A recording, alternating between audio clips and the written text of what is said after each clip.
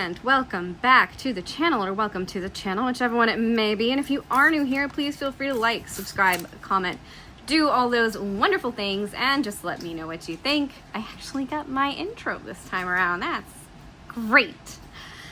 Anyway, we are back again with the Remembrance and Memorial event. Today we are going to be talking about September 11th, 2001, or 9/11. So, before we get into it, we'll talk a little bit about my canvas here. I am working on this Lisa Frank style unicorn horse that is in honor of my horse, Luna, who passed away in 2024. So, we are here again, back with this canvas. I've got another section done, so we're starting to see like the front legs of the horse. And I think we're gonna have some body here. Yeah, it looks like we got some of the horse's body in this section. Pretty cool. I'm going to, I've been kind of like putting these down because I had like some of the old paper on this. So I've just been putting these down under that. So that I eventually just have release paper on here. If you're interested in the release papers, I have a video of where I make these release papers. Yeah, I made them myself. I made a video so that you can make them yourself if you so want to. Anyway, we're gonna get on with it. We're gonna work on this section right here, which just seems like it is going to be the body of the unicorn. Let me just move this around a little bit. My lamp here is kind of, there we go. Lamp will hold it down a little too, that's good.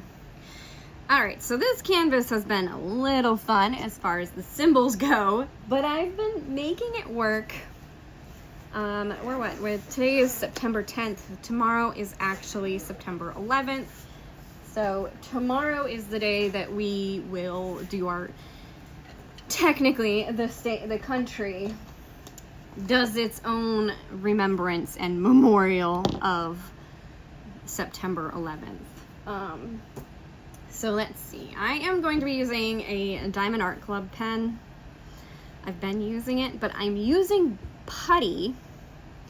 It's got a little Diamond Art Club putty mixed in there because I took too much out of the other, this tip, you know, where you can push it down and have more putty. I kind of like it to be right to the end of the tip there, but anyway, I just added the little bit of extra to the back. But I am using a putty that I have created, which currently I have cucumber, melon, and ocean breeze in the shop. I will be adding a plain sometime over the next 2 days. It's a little bit hard on the hands, and I have arthritis, so it takes me a little bit to actually make the putty, but I think it works really good. I don't know if anybody has gotten it and tried it, but so far for me, it's been working pretty good. Like, it's been a really good putty to use. I don't have any ABs in this kit, so I can't be like, oh yeah, it works great with ABs.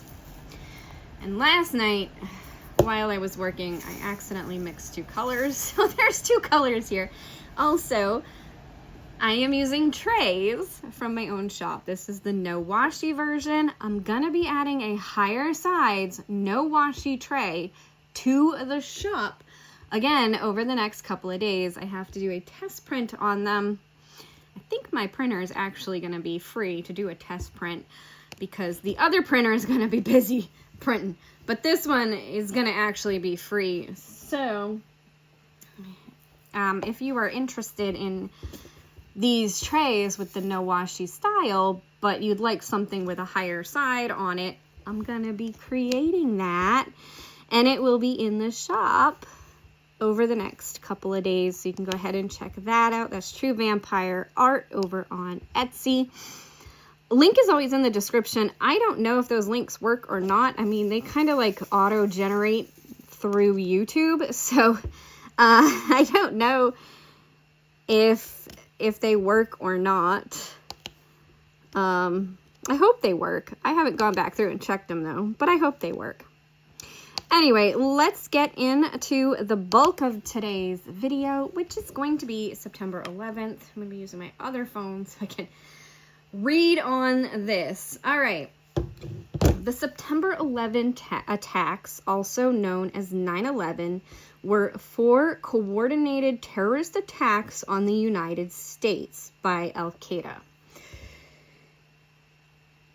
2001. 19 terrorists hijacked 4 commercial airline crafts, crashing the first 2 into the Twin Towers of the World Trade Center in New York City and the 3rd into the Pentagon.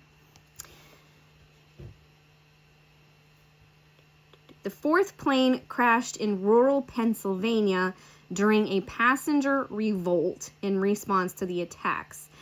The United States waged the global war on terror over multiple decades to eliminate hostile groups deemed terrorist organizations, as well as the government purported to support them. So there is the basic information of September 11th. So we have the continued information. So the World Trade Center. The first plane hit at 8:46 a.m. and 17 minutes later at 9:03 a.m. Flight 175 hit the South Tower. Both collapsed within an hour and 42 minutes, destroying the remaining 5 structures in the complex. American Airlines Flight 77 crashed into the Pentagon at 9:37 a.m., causing a partial collapse. The 4th and final flight, United Airlines Flight 93, was believed by investigators to target either the United States Capitol or the White House. Alerted to the previous attacks, the passengers revolted against the hijackers, who crashed the aircraft into a field in Pennsylvania, Shanksville, Pennsylvania, at 10:03 a.m. The Federal Aviation Administration ordered an indefinite ground stop for all air traffic in the United States. So no more planes going out. Until September 13th, and requiring all airborne aircraft to return to their point of origin or divert to Canada. The actions undertaken in Canada to support incoming aircraft and their occupants were collectively titled Operation Yellow Ribbon. That's cool. So they identified the attacks later that day to be the work of Al-Qaeda under Osama bin Laden, and the United States responded by launching the war on terror and invading Afghanistan to depose the Taliban, which rejected U.S. terms to expel Al-Qaeda from Afghanistan.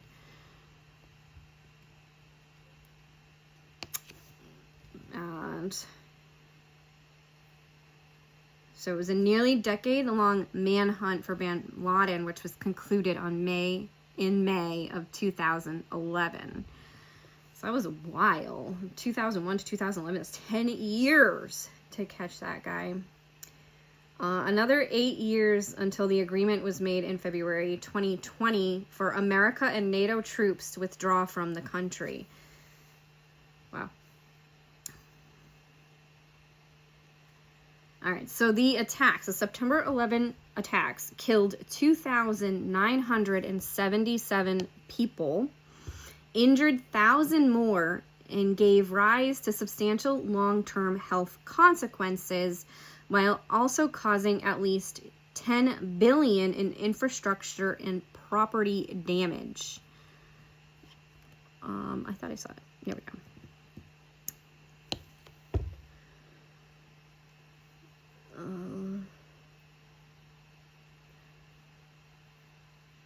It remains the deadliest terrorist attack in history, as well as the deadliest incident for firefighters and law enforcement personnel. I have to find where it was. In American history, killing 343 and 72 members respectively. The crashes of Flight 11 and Flight 175 were the deadliest aviation disasters of all time, and the collision of Flight 77 with the Pentagon resulted in the fourth highest number of ground fatalities in a plane crash history. Wow. The destruction of the World Trade Center and its environs, located in Manhattan's financial district, seriously harmed the U.S. economy and induced global market shocks. Many other countries strengthened anti-terrorism legislation and expanded their powers of law enforcement and intelligence agencies. The total number of deaths caused by the attacks, combined with the death toll from the conflicts they directed, incited, has been estimated by the Cost of War Project to be over $4.5 million. It's a lot.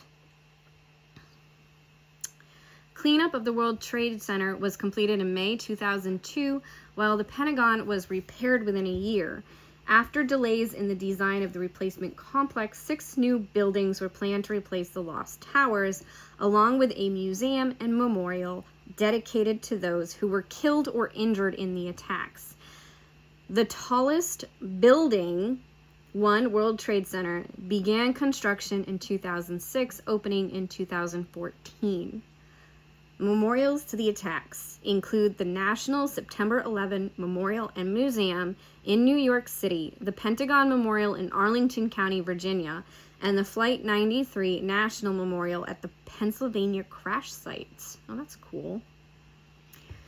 All right, so that is September 11th. How are we doing in time? Okay, I had 36 minutes until I have to feed kittens again. And it's been 11 of those minutes, so that brings me down to like 21 minutes until I have to feed kittens again. So, let's talk a little bit about my own experience with it. I would have been 21 years old, and I was still living at home with my parents, and my grandmother was living in the house as well. I don't remember how old she was, but I think she lived to 93. So she was probably 90-ish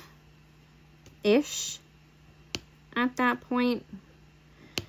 Anyway,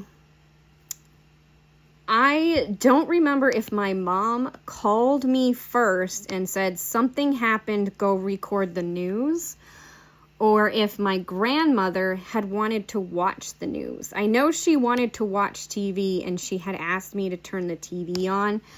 Could have been that she just wanted to watch the Today Show or something like that, because I believe that was that time frame that was on. Regis and Kelly was on. And it ended up just being news on the attacks. But I do very clearly remember sitting on the floor, putting a VHS tape in our VHS player and pressing record so that my parents could watch all of this later on. I mean, it was going to be in the news like all day anyway, but I guess they just wanted to, know what was going on with the up-to-date information. So while we were sitting there, my grandmother and I watched as the second plane crashed into the World Trade Center, because they were obviously recording the whole thing. The news had it on. It was being shown. So you actually saw that happen in real time. And it was kind of crazy to think about that's, what happened. I'm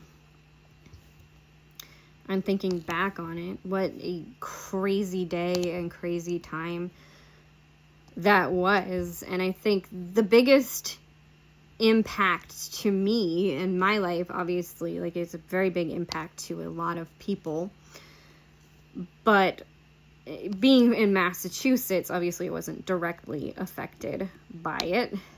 It's just sad, and sad only kind of thing, because obviously that should never have happened. But the biggest impact personally to me would be the flight changes that happened. I hadn't done much flying before 2001, so I wasn't really experienced with how flying was before it. But I do remember that it changed a lot of how we fly in the United States and how flights work. Although sometimes I think it's kind of weird. Like, I was just helping my mother book flights to Charlotte, North Carolina, from Boston, Massachusetts. So from Boston to Charlotte, it's not that long of a flight. I think it's only like an hour and a half or something like that, maybe 2 hours. Like, it's really not that long of a flight. It's a 13-hour drive or something, 13 to 14-hour drive by car. But the first flight that came up, the cheapest flight, had her flying all the way out to Washington State for a layover. I was like, are you actually serious with this? What? This makes no sense. Like, it really makes no sense. It would have been easier for her to just fly direct. Although the first flights we looked at were out of Hartford, Connecticut, which Hartford, Connecticut is more south than Boston. So, like, it's a little bit closer to Charlotte. So you would think there'd be direct flights, but there was none. And the layover that they were going to have her do would have been 11 hours.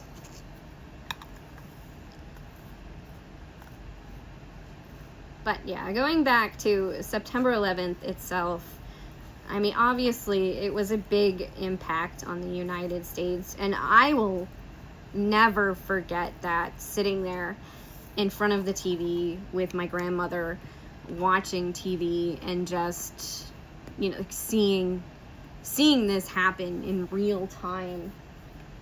And you kind of can't get the image of it out of your head. Like, you can always kind of see it, the plane crashing into the World Trade Center. It's just always kind of there. So for anybody watching this, what is your memories on this? And then let's see if I can find some trivia or something for it. My Siri came up and she's like, no. September 11th trivia. Hey Siri. September 11th trivia. There's nothing called trivia scheduled tomorrow. Oh, okay. You know what? Thanks. Thanks, but no thanks. All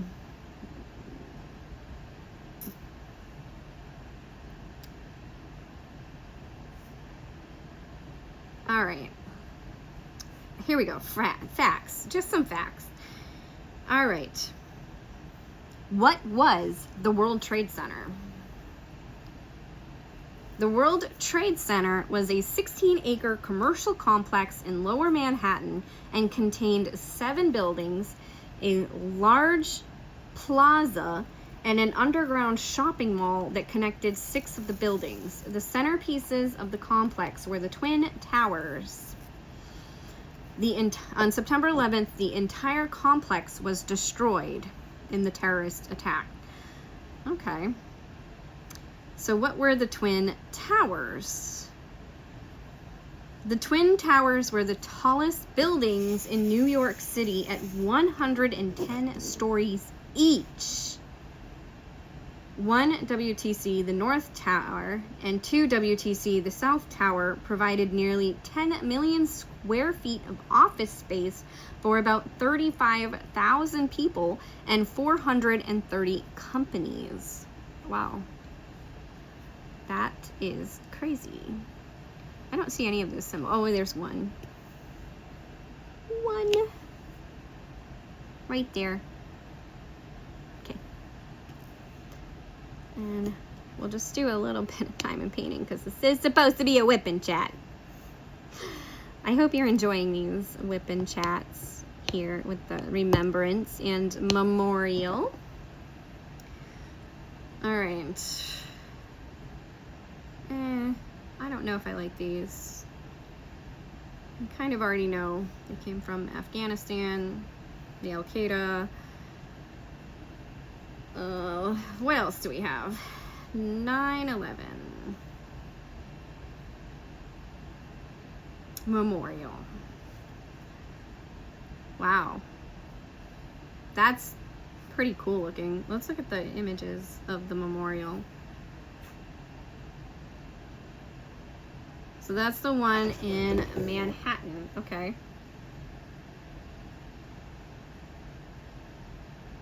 All right. So I don't know if you can see that. Bring my brightness up. There we go. That is the memorial in Manhattan. It's pretty cool.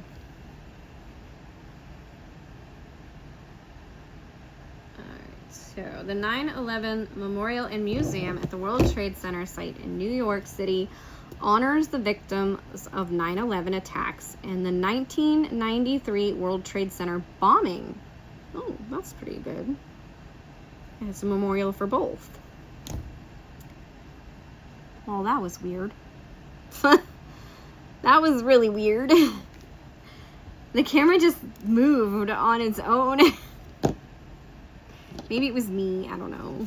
Maybe I bumped it or something and I didn't even realize it. But it seemed like it just moved on its own.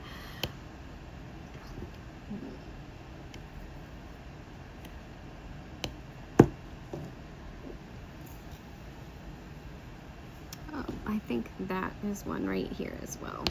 Okay. There we go.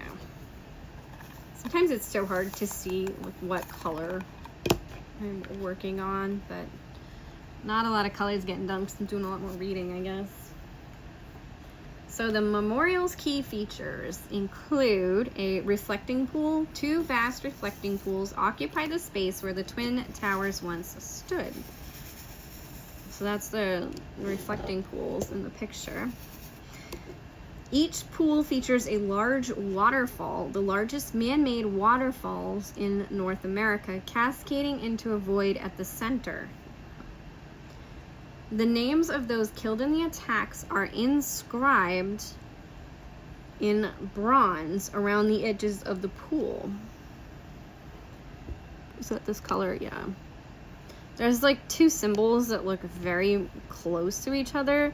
It's a Q and a C, and you have to like double check that you're doing the right symbol. Anyway. Do a little diamond painting, and this, I think I need to like readjust this picture here. Picture of my horse, my girl.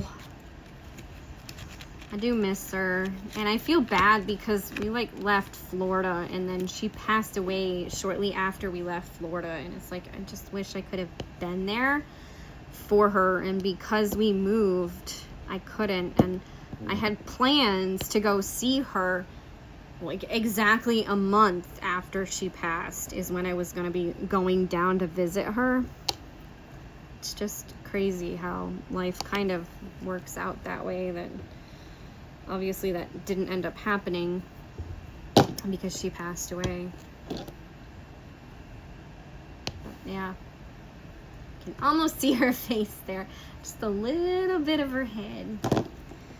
Anyway, all right, so there are over 400 swamp white oak trees planted in the plaza, creating a serene and reflective atmosphere separate from the bustling city. That's good. There's a museum located beneath the plaza. The museum offers educational exhibitions, artifacts, and personal stories from the events. Yeah, I don't think there's any of that color. There's no orange in this section. I already did that color. So this one. I think that's really kind of about it as far as information goes. It's very straightforward in its information. obviously. And as long as we live here in the United States, most of us know about it or have experienced it. I guess anybody born after that point really wouldn't know about it. So it was kind of a dark time in our history, but you know, now we're going in here and it's a pretty dark time right now, so we get through things. You just keep going, right? You just keep swimming. The way Dory says, just keep swimming and going and doing what you need to do and continuing to survive and thrive and live the best life that we can. But I think that's going to be about it because I am going to have to feed kittens again soon. I probably could have started this a little bit earlier, but honestly, I have been so busy today. Lately, I feel like I can't get anything done. I had to call the plumber today because I discovered that my husband had wonderfully been trying to help out. He gets into these,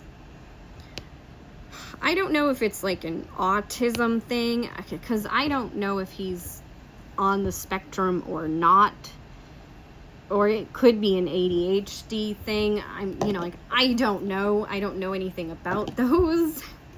He's never been tested, but he gets into these almost rages where he just bull in china shop through everything. It's just like, I have just released the bowl in the china shop and he is now cleaning up. And as you can imagine, a bowl in a china shop cleaning up, that just means he's breaking everything and causing utter devastation. Now, sometimes it's not bad. Sometimes his rages aren't bad. Okay, he gets into a rage and he starts sweeping and swiffering the floors and doing the dishes. Okay, that's fine. But this last rage, he decided to mow the lawn. And because most of the time, like, we can talk about things, be like, okay, yeah, we need to go out and mow the lawn. We'll go do it together. But with the kittens, I have been so utterly exhausted that for like the past 3 weeks, I literally can't function in any way, shape, or form. Like, I just feel like just no, I can't. Like, I can't do anything. I can't function. I can't think. I can't.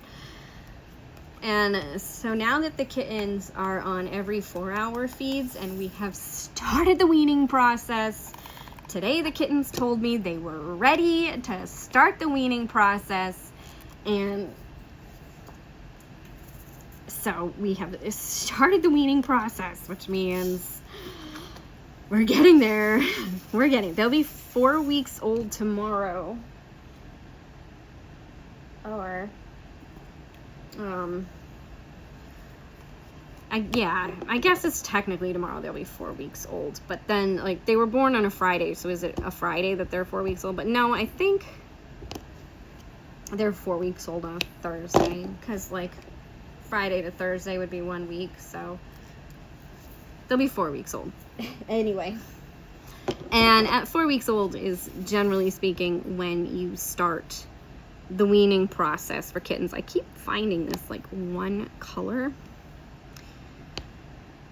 And so I have a few more minutes because it was 36 minutes when I started the video. So I'm at 29 minutes right now, coming up on a half an hour. So I'll finish this little story. But yeah, so the kittens are going to start weaning. And right now they're on every 4-hour feeds. And you don't even know. It is still hard. Like, I have to wake up twice in the middle of the night to feed them. Yeah. I'll put that away before I mix them again. So, you know, I'm waking up in the middle of the night to feed these kittens. And that means like disrupting my sleep, and I have a hard time falling asleep. So then like I'm awake, I have to try to fall back asleep.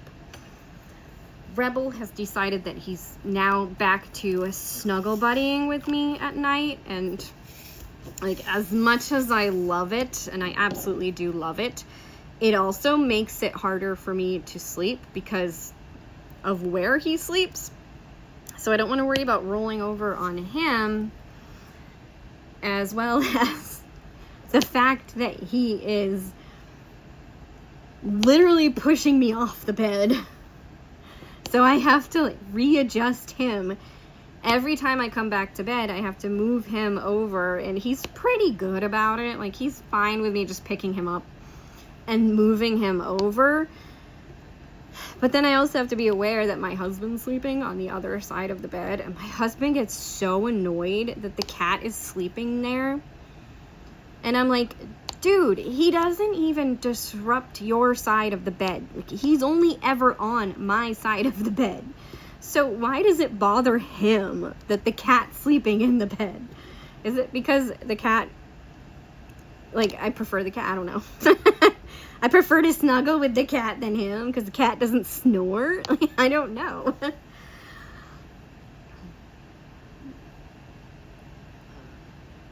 I don't know. I mean, because the cat's my baby. It could just be because the cat literally tries to kick him off the bed. It's just like at one point last night, I woke up and Rebel had himself like, so it's like, this is my husband on one side and this is me on the other, and then here's Rebel like, between the two of us, and he's got his front paws on me and his back paws on my husband, and we're both on the edge of the bed. So it's like, yeah, I can see how that'd be annoying, actually. Like, that's kind of annoying. The cat's got the middle of the bed. He's not spoiled. Not at all. And in case you don't know who Rebel is the channel mascot. He's an orange cat. Let's see if I can find his picture on my other phone here.